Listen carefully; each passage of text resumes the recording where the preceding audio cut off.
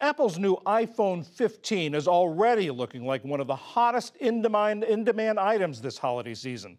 But as Ali Rogan tells us, several factors like shifting supply chains, labor disputes, and geopolitics are combining to keep the smartphone hard to find.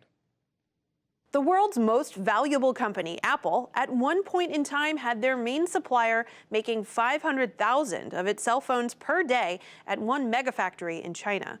Then last year, COVID-19 lockdowns and protests of harsh working conditions caused major disruptions at the factory. It cost Apple an estimated $1 billion per week. Since then, Apple has reportedly told its manufacturing partners that it wants to do more business outside of China. Apple's main supplier, the Taiwan-based Foxconn, has been moving more of its production out of China into India. Nilesh Christopher is the South Asia correspondent for the technology publication Rest of World, and he's been reporting on the transition. Nilesh, thank you so much for joining us. Let's talk a little bit more about why Foxconn has been making these moves out of China into India. I think it all ties to geopolitics. For the longest time, iPhones have always been produced in China, but over the past couple of years, the US-China trade war has effectively meant that Apple has been increasingly pushing its suppliers to shift its supply chain outside of China. So what effectively has happened over the past year is Foxconn's chairman has met Indian Prime Minister Narendra Modi thrice to be able to build relations and improve their investments in the country. The government has offered subsidies to Foxconn to the tune of $1 million to be able to ramp up production. And all of this has effectively meant that Foxconn right now has to hit the ground running and be able to produce iPhone 15s. And what are some of the challenges Foxconn has been experiencing in India that were not factors in China? China's one-party system goes to great lengths on Foxconn's behalf, investing millions of dollars to set up factories and subsidize energy and shipping. This has effectively meant that Foxconn has been able to scale smoothly. Whereas in India, it becomes difficult for them because Apple suppliers have to contend with local policymakers, landowners. One Chinese engineer put it that Apple has been spoiled by China.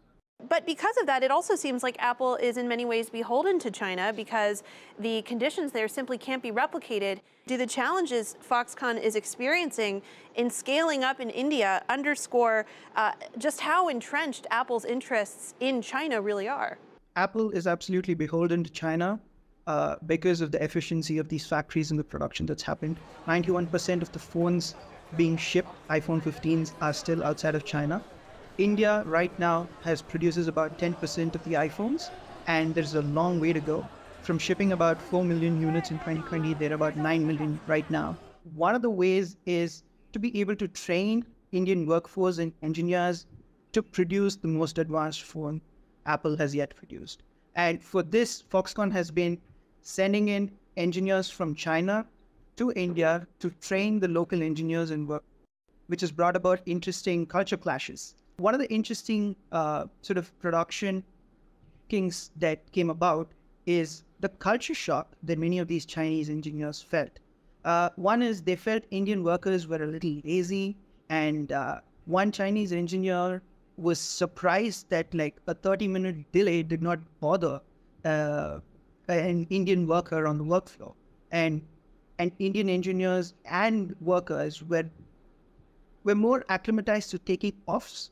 And one flippantly said that even for a blood moon day or a lunar eclipse, they take off, which is sort of culturally, it's an inauspicious day for women to work. So all these are the cultural differences and attitudes that a highly efficient, cutthroat manufacturing culture in China, to be able to replicate that in India under these cultural situations, that's the big challenge. What does your reporting show about how these two countries' ways of government are affecting Foxconn and Apple's ability to achieve their business goals? Absolutely. The one-party system effectively gives them subsidies, infrastructure, buses in labor when there are labor shortages. But in India, it's a noisy democracy. You have to contend with lawmakers, landowners, labor groups, bunch of these people to be able to get the same level of efficiency. That doesn't mean that the Indian state governments have not done it. Last February, some of the state governments passed local laws which increased the work hours from 8 hours to 12 hours. And one of the interesting things that has happened is once this bill was passed in the assembly, there was immediate backlash from even the local government affiliate labor groups. That meant that a couple of days after the bill was passed, it was immediately shelved. So it showcases the new kind of normal that Apple and Foxconn has to deal with in being able to make the Indian shop floor as efficient as the Chinese one. Nilesh Christopher with Rest of World, thank you so much for joining us. Thanks, Abby.